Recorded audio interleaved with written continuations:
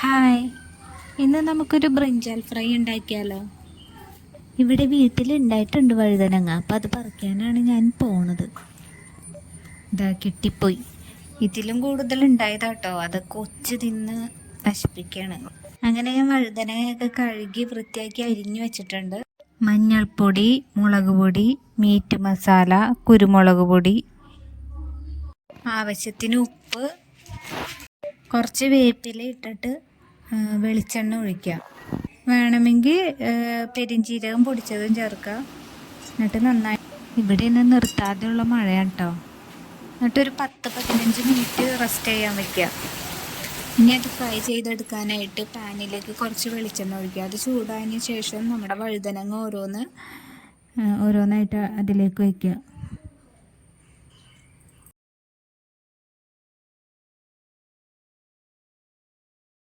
ഒരു വശം കുറച്ച് മൊരിഞ്ഞതിന് ശേഷം അടുത്ത വശം മറിച്ചിടുക.